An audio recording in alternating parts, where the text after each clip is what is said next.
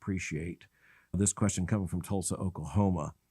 And the listener talks about something I discussed on the briefing, and it was, as I mentioned, scheduled for Mother's Day, the Washington Post article about the two dads and the little girl, 3.5 years old, that just designated one of them as a mommy. And it is heartbreaking. And this man says just hearing it made him weep.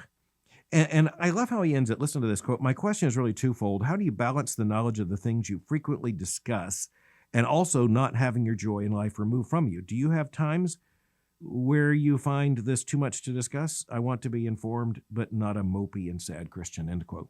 One of the things I want to say to this listener is I pray that I do not become so accustomed to talk about these things that they don't hurt.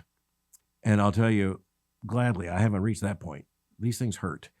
I talk about them because I think they are the things we need to know in order as Christians to be faithful not only in our own lives, but in our public witness and our understanding of the gospel challenges all around us. You ask a good question, and that is, how do I balance the knowledge of these things we discuss and not having my joy in life removed?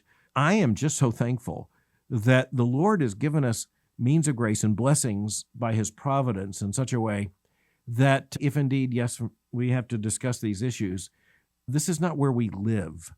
And I think that's really important. That's why I think it's important to have this program and to talk about these issues and to try to inform Christians and try to help Christians think through these issues. But the far more important thing is that Christian husbands be faithful to their wives and together raise children in the nurture and admonition of the Lord. The far more important thing is that we're faithful in the local church and faithfully deployed as Christians in working in the fields of the Lord, and yes, in the professions of the world and in the workplace. The far more important thing is that we love our neighbors, even at times when we have to talk about what's really going on with our neighbors.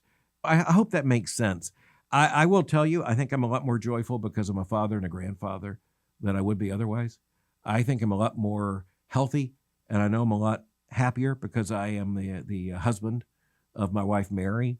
I will tell you, the Lord surrounds me with wonderful signs of encouragement. I get to be on this campus where I see all these undergraduate students, young people 18 to 22 years old, so committed to Christ. I get to see so many young men called to the preaching ministry who are training, and I'm in awe of their commitment and, quite frankly, in their generation, how they stand out. And I'm in awe of the numbers in which they come and the faithfulness that they demonstrate.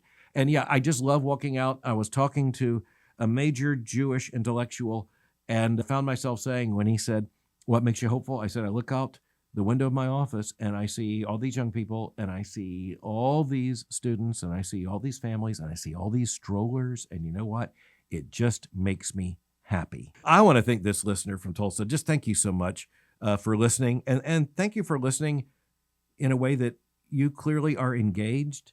I think it's a wonderful testimony when you say that at times some of these things seem almost overwhelming. And I think that's the way it should be. I think there are times when we should feel just almost overwhelmed, but almost is the critical category, because as Christians, we come back to the fact that Jesus Christ is Lord. We know who created the earth. We know who redeemed us by the blood of the Lamb, and we know who is going to make all things right. And I think it's good and honest that sometimes we say these issues involve us emotionally as well. God made us that way for his glory. And I'll tell you, even answering this question reminds me of that.